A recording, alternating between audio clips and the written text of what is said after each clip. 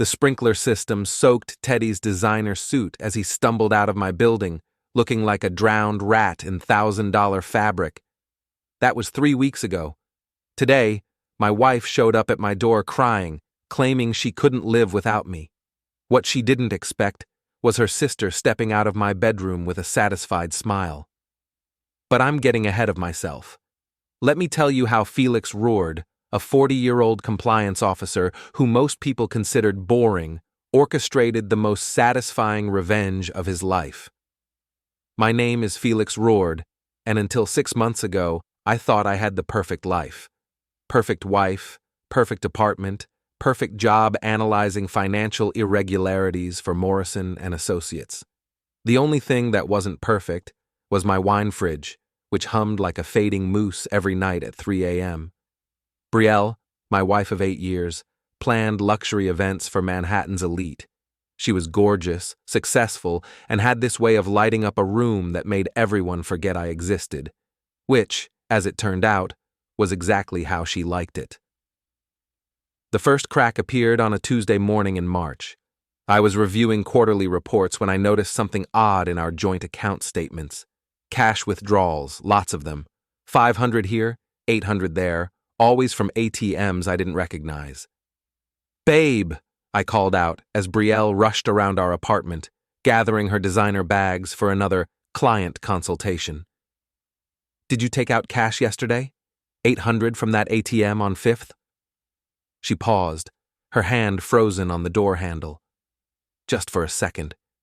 Then she turned with that radiant smile that used to make my knees weak. "Oh, that? Yeah, the Hendersons wanted to pay their deposit in cash. Tax thing, you know how it is." I didn't know how it was. The Hendersons were tech moguls who probably hadn't touched physical money since the Clinton administration. But I nodded and went back to my spreadsheets. The second crack came 2 weeks later. Brielle announced she was taking a solo retreat to Vermont. "I need to reconnect with myself," she said, not meeting my eyes. "The stress of wedding season, you understand?" What I understood was that my wife, who once claimed camping was nature's way of punishing poor people, was suddenly interested in rustic getaways, alone. "Want me to come with you? I could use a break from the office." "No!" The word shot out too fast, too sharp. She softened it with a laugh. "I mean, this is about finding my inner peace. You know how you get around nature. Remember the Hamptons?" I remembered. I'd spent most of that weekend calculating the probability of tick-borne illness transmission while she networked with potential clients. Fair point. She left on Friday.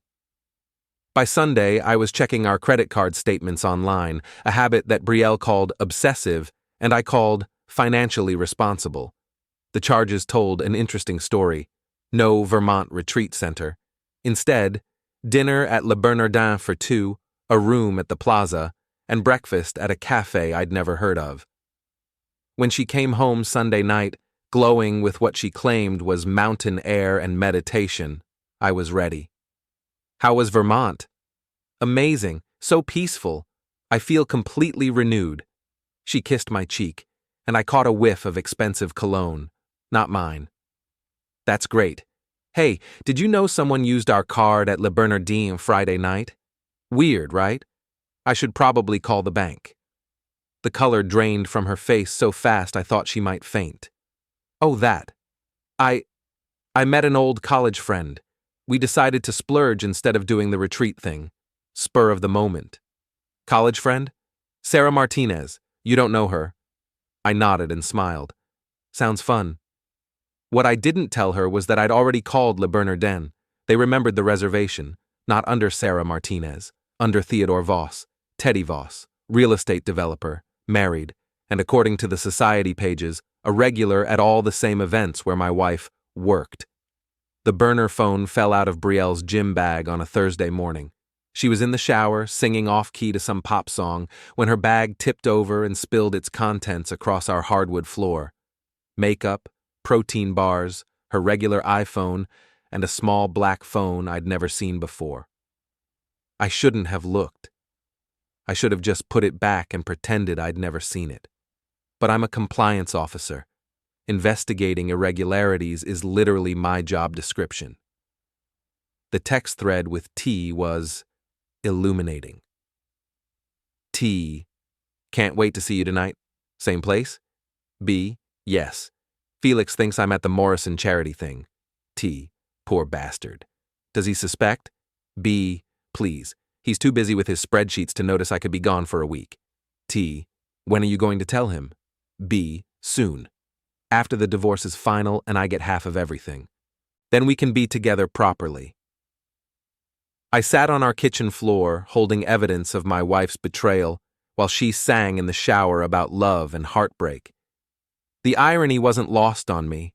My hands were shaking as I scrolled through weeks of messages, hotel reservations, plans to move in together, detailed discussions about how to maximize her divorce settlement, and worse, much worse, were the messages about me. T. What's he like in bed? B. Let's just say I fake more than a politician during election season. T. LOL. Poor guy. B. He thinks romance is balancing the checkbook together. I haven't been satisfied in years. I took screenshots of everything, then carefully placed the phone back in her bag. When Brielle emerged from the bathroom, wrapped in the towel I'd given her for our anniversary, I was sitting at the kitchen table with coffee and my laptop, looking like the boring husband she'd described to her lover. "Morning, babe," she said, kissing the top of my head. "I've got that Morrison charity thing tonight. Probably won't be back until late." "Sounds good. I'll probably just work late anyway. Got some irregularities to investigate." She didn't catch the double meaning. She never did. That afternoon, I called my sister-in-law, Maris. Brielle's younger sister was a clinical therapist with ice blue eyes and zero tolerance for bullshit. She'd never particularly liked me, but she'd never particularly liked Brielle either. "Felix, this is unexpected. Is everything okay? Can we meet for coffee? I need to talk to someone, and you're the only person I trust who knows Brielle well enough to understand." There was a long pause. "She's cheating on you, isn't she?" "How did you—" "Because I know my sister, and because you sound like every husband who's ever sat in my office after discovering his wife's affair. Coffee sounds good. I'll bring tissues." We met at a small cafe in Soho, away from Brielle's usual haunts. Maris looked exactly like her sister, but where Brielle was all warmth and charm, Maris was sharp angles and brutal honesty. "Show me," she said after I'd ordered us both coffee. I handed her my phone with the screenshots. Her expression didn't change as she scrolled through them, but I saw her jaw tighten. "Teddy Voss," she said finally. "I know him.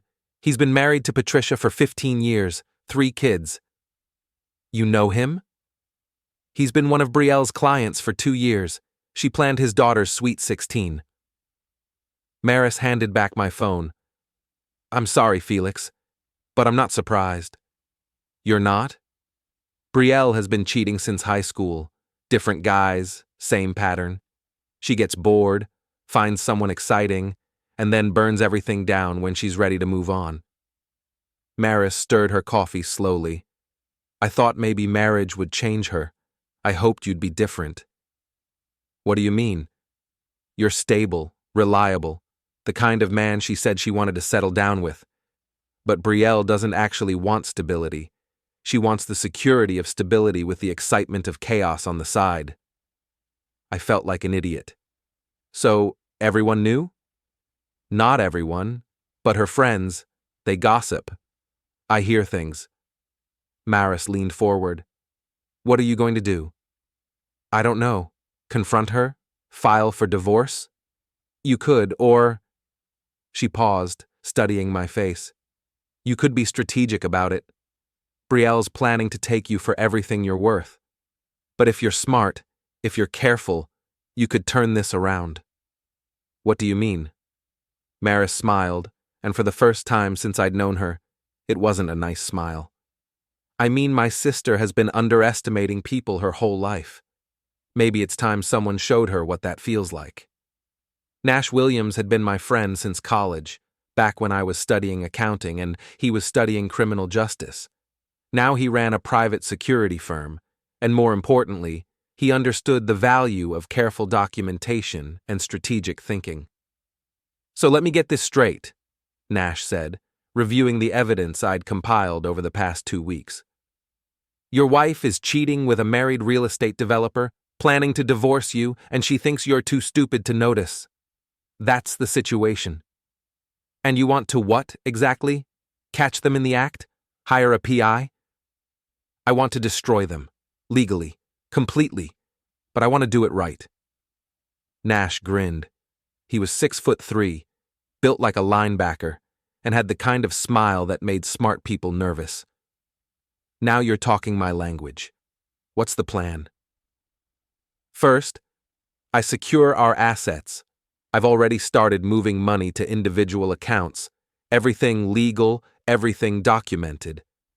Second, I document everything about the affair. Third, I make sure that when this goes public, they're the ones who look like fools. And fourth, I make sure Brielle understands exactly what she's losing." My assistant Rita was surprisingly enthusiastic about the project. At 29, she was sharp, ambitious, and had always been frustrated by how people underestimated her boss. "Mr. Rourde, I have to say, I've been waiting for this day for months," she said, helping me organize financial documents in my office. "You knew? About Mrs. Rourde? Please. She called here 3 times last month asking about your salary, your bonuses, your retirement accounts. She said it was for financial planning. But who needs to know their husband's exact net worth for financial planning?" Rita had already prepared a comprehensive asset protection strategy. "Everything's legal," she assured me. "You're just exercising your rights to individual financial management. The joint accounts stay joint, but your personal assets are protected." "What about the apartment?" "Lease is in your name only.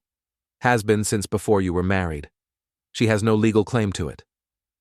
"And her business?" Rita's smile was sharp. "Well, that's interesting. Apparently, Mrs. Rourde has been using your joint credit cards for business expenses, which means you're technically a business partner, which means you have every right to review her client contracts." I spent the next week studying Brielle's business like I was auditing a Fortune 500 company. What I found was fascinating. She was good at her job, but she was also sloppy with boundaries, personal relationships with clients, informal agreements, and most importantly, a reputation that depended entirely on discretion and trust. The Morrison Charity Gala was on Friday night.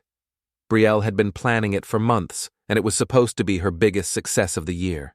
Manhattan's elite, major donors, society page coverage, everything she lived for. "I'm so nervous," she told me Friday morning, adjusting her dress for the 3rd time. "This could make or break my reputation." "You'll be perfect," I said, kissing her cheek. "You always are." What I didn't tell her was that I'd already made my own arrangements for the evening. Nash picked me up at 7 in his black SUV. "You sure about this, Felix? Once we do this, there's no going back." "I'm sure." The Morrison Gala was being held at the Metropolitan Museum of Art. 500 guests, open bar, and a silent auction that would raise millions for children's charities. Brielle was in her element, gliding between guests in a silver dress that cost more than most people's rent. I watched her work the room for 20 minutes before I made my move. She was talking to the Hendersons, the tech moguls she'd supposedly collected cash from, when I approached. "Mr. and Mrs. Henderson," I said, extending my hand. "Felix Rourde, Brielle's husband." "Oh, Felix!" Mrs. Henderson smiled warmly. "Brielle talks about you all the time. You're the accountant, right?" "Compliance officer, actually. I investigate financial irregularities." I smiled. "Speaking of which, I wanted to thank you for paying your deposit in cash. Brielle mentioned it was for tax purposes." The Hendersons exchanged confused glances. "Cash deposit?" Mr. Henderson said. "We paid by check, 6 months ago." Brielle's face went white. "Oh, that cash was for someone else. I got confused." Easy mistake, I said cheerfully. Numbers can be tricky. I excused myself and headed for the bar, where Teddy Voss was holding court with a group of real estate investors. He was exactly what I'd expected. Tall, tanned, expensive suit, and the kind of confidence that comes from never being held accountable for anything. Teddy Voss? I approached with my hand extended. Felix Rourde. I think you know my wife, Brielle. His handshake was firm, but I caught the slight tension in his shoulders. Felix, of course. Brielle's mentioned you. You're in finance, right? Compliance.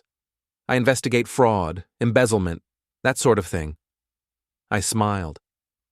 Actually, I've been looking into some irregularities in my wife's business accounts. Cash transactions, unexplained expenses. You know how it is. Sure, Teddy said, his smile becoming forced. Well, I should get back to my wife. Patricia's around here somewhere. Patricia, I'd love to meet her. I'm sure she has stories about working with Brielle on your daughter's party. Teddy's face went gray. Actually, Patricia didn't work with Brielle. I handled all that myself. Really? How hands-on of you. Most husbands leave party planning to their wives. I walked away, leaving Teddy standing at the bar looking like he'd swallowed glass. The real show started during the speeches. The MC was introducing the major donors when I made my way to the AV booth. Nash had already taken care of the technical details.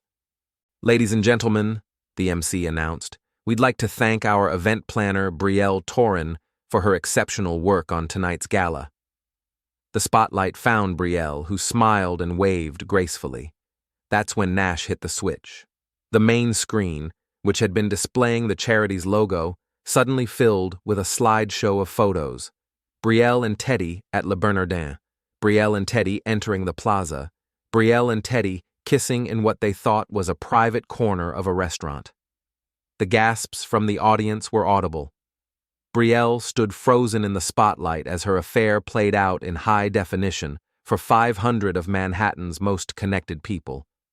But the best part was the final slide. A screenshot of her text messages blown up for everyone to read. Felix thinks I'm at the Morrison charity thing. Poor bastard doesn't suspect a thing. The irony was perfect. She was at the Morrison charity thing, and now everyone knew exactly what kind of person she really was. The video went viral within hours. Someone at the gala had recorded Brielle's face when the photos appeared on screen, and by Saturday morning, Charity Cheater was trending on social media. I spent Saturday morning in my office officially catching up on work, but actually monitoring the fallout. Rita brought me coffee and updates every hour. Mrs. Henderson called, she reported at 10 a.m. She wants to discuss concerns about your wife's professional conduct. Also, 3 other clients have called asking to review their contracts. And Brielle? 17 missed calls. She's at her sister's apartment. That was interesting. Maris hadn't mentioned that Brielle was staying with her. My phone rang at noon. Maris. Felix, we need to talk. Brielle's here, and she's falling apart. I imagine she is. She knows you were behind last night. She wants to explain everything. I'm sure she does. There was a pause. Can you come over? I think it's time you two had a real conversation. Maris lived in a converted brownstone in Brooklyn Heights. When I arrived, I could hear Brielle crying from the hallway.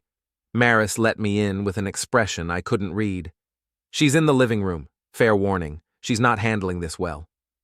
Brielle was curled up on Maris's couch, still wearing the silver dress from the night before. Her makeup was smeared, her hair was a mess, and she looked like she'd aged 5 years overnight. Felix, she said when she saw me, struggling to sit up. Thank God you're here. We need to talk about last night. What about it? It wasn't what it looked like. I mean, it was, but it's not what you think. I sat down across from her. What do I think? You think I don't love you. You think I'm just using you. But that's not true. Teddy was a mistake, a stupid, meaningless mistake. Meaningless? You've been seeing him for 8 months. You planned to divorce me and take half my assets. You told him I was bad in bed and that you've been faking satisfaction for years." Brielle's face crumpled. "You read my messages." "I read everything. The hotel receipts, the credit card statements, the texts about how stupid I am. All of it." "I never said you were stupid." "No, you said I was too busy with spreadsheets to notice you could disappear for a week. You said I think romance is balancing the checkbook. You said I'm so boring that you have to fake more than a politician during election season." Each quote hit her like a physical blow.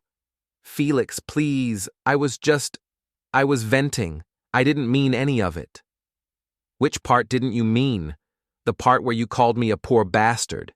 The part where you planned to take me for everything I'm worth? Or the part where you told your lover that you haven't been satisfied in years?" Maris appeared in the doorway with coffee, watching the conversation with clinical interest. "I was confused," Brielle said desperately. "I was going through something and I made terrible choices. But I love you. I've always loved you. You have an interesting way of showing it. I know how this looks, but Teddy means nothing to me. He made me feel exciting again, like I was worth pursuing. You and we got comfortable. We stopped trying." "I stopped trying?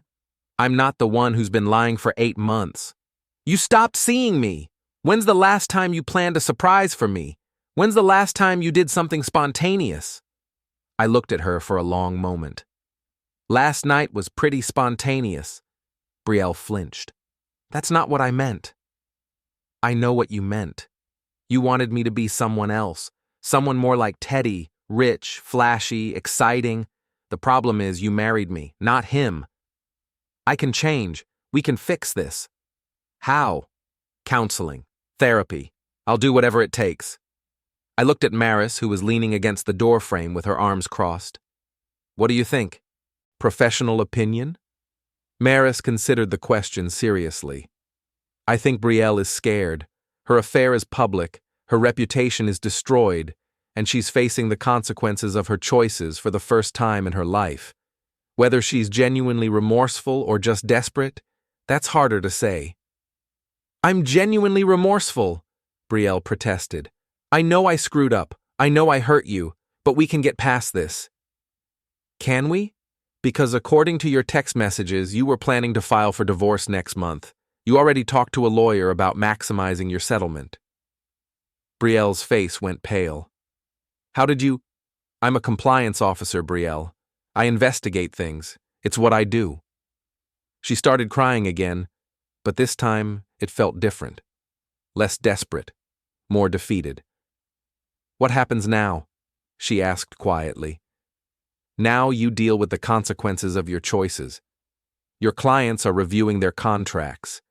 Your reputation is shot, and your boyfriend is probably dealing with his own problems at home. What about us?" I stood up. "There is no us. There hasn't been for months. You made that choice when you decided I wasn't enough for you." "Felix, please." "I'm done, Brielle. I'm done being the boring husband you complain about to your lover. I'm done being the poor bastard who doesn't suspect anything, and I'm done pretending this marriage is worth saving." I headed for the door, then turned back. "Oh, and Brielle? The apartment lease is in my name. You have until Sunday to get your things." Sunday morning, I was drinking coffee and reading the newspaper when my phone rang. Nash. "Felix, we might have a problem. Teddy's on his way to your building. He looks pissed." I looked out my window and saw a black BMW pulling up to the curb. Teddy got out, straightened his jacket, and headed for the entrance. "Let him come up," I told Nash. "I'm curious what he has to say." The knock on my door came 5 minutes later. When I opened it, Teddy was standing in the hallway, trying to look intimidating. It might have worked better if I hadn't seen the photos of him stumbling out of the plaza looking disheveled. "We need to talk," he said. "Do we?" "You destroyed my marriage. My wife left me yesterday. She took the kids." "I destroyed your marriage? That's interesting. I wasn't the one sleeping with someone else's wife. You humiliated me in front of 500 people. You humiliated yourself. I just provided the documentation. Teddy pushed past me into the apartment. You think you're so smart, don't you? The boring little accountant who got his revenge. Compliance officer. And yes, I am smart. Smart enough to know that you're not here to apologize. I'm here to tell you that this isn't over. You cost me my family, my reputation, my business relationships. You think I'm just going to walk away? I closed the door and leaned against it. What exactly are you planning to do, Teddy? Beat me up? Sue me? Because I should mention that everything I did was completely legal. Public documentation, financial records, photographs taken in public places. No laws broken. There are other ways to destroy someone. Are there? Because from where I'm standing, you're the one who's been destroyed. Your wife knows about the affair. Your business associates know. Your social circle knows. What exactly do you have left to threaten me with?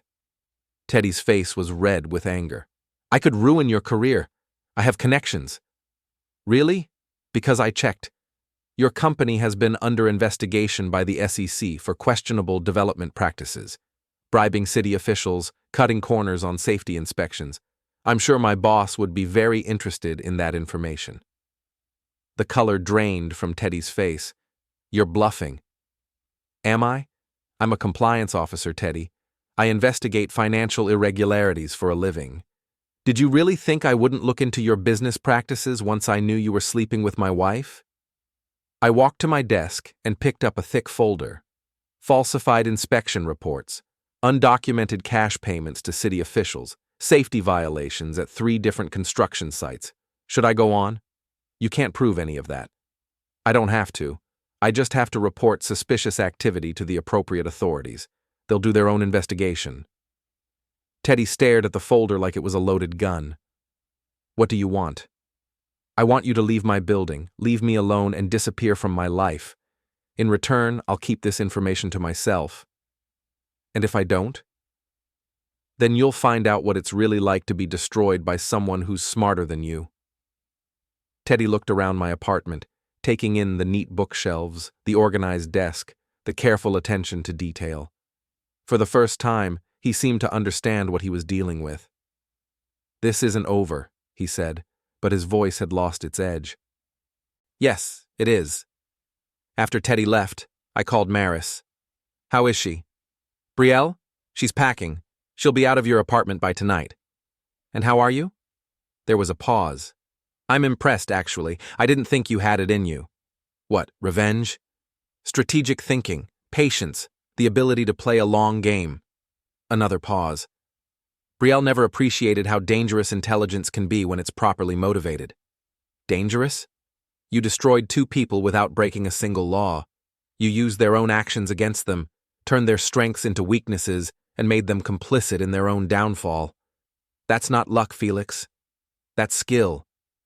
Monday morning, I was back at my desk, reviewing quarterly reports and pretending my life hadn't completely changed over the weekend. Rita brought me coffee and a stack of messages. Mrs. Rourde called 6 times, she reported. Also, 3 potential new clients for compliance consulting. Apparently, word is getting around that you're very thorough. New clients? People who want to make sure their business partners aren't hiding anything. Your reputation for finding irregularities has gotten some attention. I was reviewing the first new client proposal when my phone rang. Brielle. Felix, please don't hang up. What do you want, Brielle? I got the divorce papers. You're not asking for alimony, you're letting me keep my business, and you're not pursuing damages for the affair. That's right? Why? I considered the question. Because I don't need your money, I don't want to be connected to your business, and I don't need a court to validate that you betrayed me. I just want you out of my life. That's it? After 8 years of marriage, you just want me gone? Brielle, you spent 8 months planning to leave me. You told your lover that I was a poor bastard who didn't satisfy you. You were ready to take half my assets and disappear with another woman's husband. What exactly did you think would happen when I found out? I hoped you'd fight for me. Fight for you? Against who? Against Teddy? Against your own choices? Against the person you decided to become? I shook my head, even though she couldn't see it. I don't fight for people who don't want to be kept. There was a long silence. I made a mistake. You made a series of calculated decisions over 8 months. That's not a mistake. That's a pattern. So that's it? We're done? We were done the first time you lied to me about where you were going. Everything since then has just been paperwork. 3 weeks later, I was working late when Rita knocked on my office door. "Mr. Rourde, there's someone here to see you. She says it's personal." I looked up to see Brielle standing in my doorway. She looked different. Smaller somehow. Less polished. Her hair was pulled back in a simple ponytail, and she was wearing jeans and a sweater instead of her usual designer outfits. "Hello, Felix." "Brielle, what are you doing here?" "I wanted to see you, to talk." I gestured to the chair across from my desk. "Okay." She sat down carefully, like she was afraid the chair might collapse. "I've been thinking about what you said, about patterns and choices." "And?" "You were right, about all of it. I did plan to leave you. I did take you for granted. I did think you were too boring to notice what I was doing." "I know. I started therapy. With someone who isn't my sister. She's helping me understand why I make the choices I make. That's good. I lost most of my clients. Word gets around fast in this business. Turns out people don't want to hire an event planner who can't keep her personal life private." I didn't respond to that. "Teddy and that's over. It was over the night of the gala. He blamed me for everything, said I should have been more careful, that I ruined his life." She laughed bitterly. "He was right about that last part." "What do you want, Brielle?" She looked at me directly for the first time since she'd arrived. "I want to apologize. Really apologize. Not because I want you back, not because I think it will change anything, but because you deserve to hear it." "Okay. I'm sorry I cheated on you. I'm sorry I lied to you. I'm sorry I took you for granted and made you feel like you weren't enough. You were always enough. I was the one who wasn't." I studied her face, looking for signs of manipulation or calculation, but she just looked tired, defeated, honest, maybe, for the first time in years. "Thank you," I said finally. "That's it? What else do you want me to say?" "I don't know. Something. Anything." "Brielle, you spent 8 months lying to me. You planned to divorce me and take half my assets. You told your lover that being married to me was like being married to a spreadsheet. What exactly am I supposed to say to that?" "That you forgive me?" "I do forgive you. But forgiveness doesn't mean forgetting. It doesn't mean trusting again. It just means I'm not going to carry anger around for the rest of my life." She nodded slowly. "The divorce will be final next week." "I know. After that, I'll probably move away. Start over somewhere else." "That might be good for you." She stood up. "I know this doesn't matter now, but I did love you. I do love you. I just didn't know how to be married to someone who was better than me." "I wasn't better than you, Brielle. I was just different." "No, you were better. You were loyal and honest and steady. You would never have done what I did." "You're right. I wouldn't have." She headed for the door, then turned back. "Will you be okay?" "I'm already okay." "Good. You deserve to be happy, Felix. You deserve someone who appreciates what they have." After she left, I sat in my office for a long time, thinking about patterns and choices and the difference between forgiveness and reconciliation. My phone buzzed with a text from Maris. "Dinner tomorrow? I'm cooking." I smiled and typed back, "Yes." A month after the divorce was finalized, I was having dinner at Maris's apartment when she asked the question I'd been expecting. "Are you dating yet?" Not really thinking about it. "Why not?" "Because I'm still figuring out who I am when I'm not married to your sister." Maris refilled my wine glass. "And who are you?" "Apparently, I'm the kind of person who can orchestrate a complete social and financial destruction without breaking any laws. I'm still processing that. You're proud of it. It wasn't a question. Yes, I am. Is that bad? Not bad. Interesting. The Felix I knew before was careful, methodical, but passive. You let things happen to you. This time, you made things happen. Brielle forced my hand. No, she gave you motivation. There's a difference. I considered that. What's your point?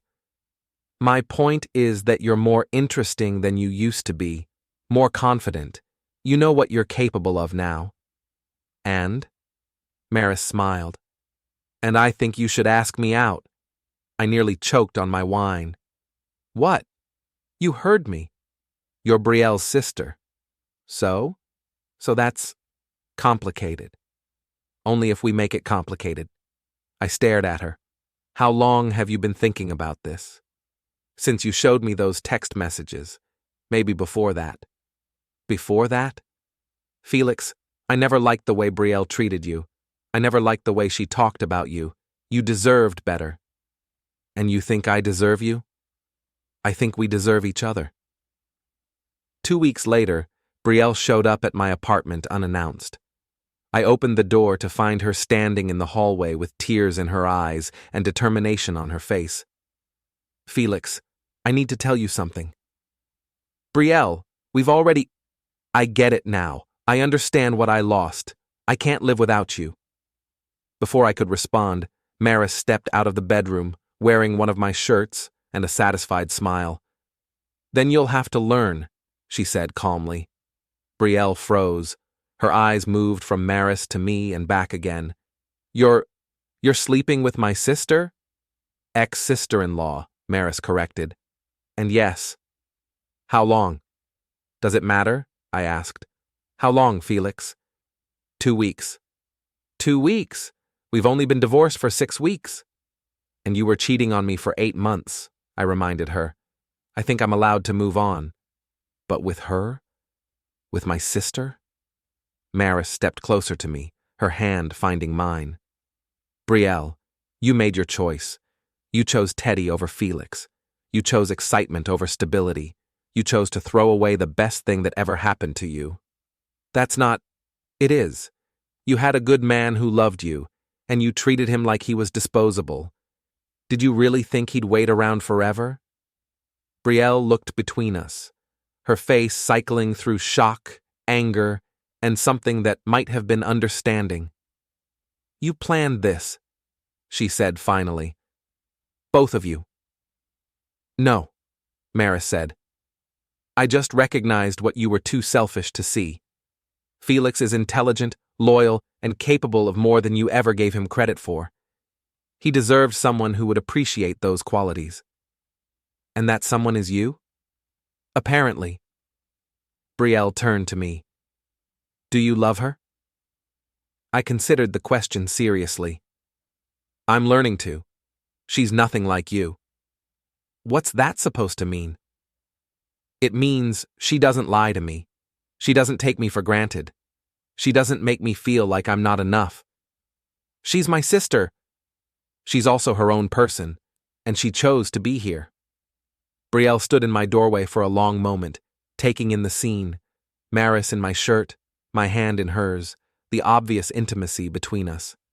I can't believe this is happening. Believe it, Maris said, and learn from it. Learn what? That actions have consequences, that people aren't disposable, that when you throw away something valuable, someone else might pick it up and treasure it. Brielle's face crumpled, but this time I felt no urge to comfort her.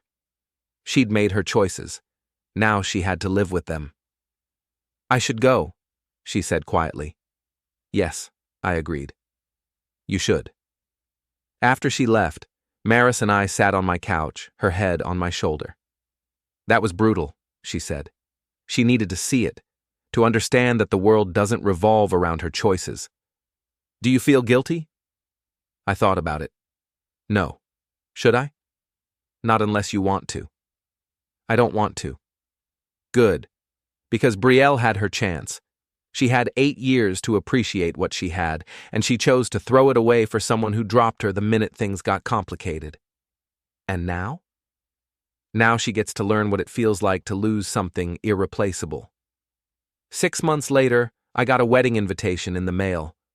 Brielle was marrying someone named David Chen, a financial advisor from Chicago. According to the invitation, they'd met in therapy and bonded over their shared commitment to honest communication and mutual respect. I showed the invitation to Maris over breakfast. "Are you going?" she asked. "Are you insane?" "Just checking." She took the invitation and studied it. David Chen. Think he knows about Teddy?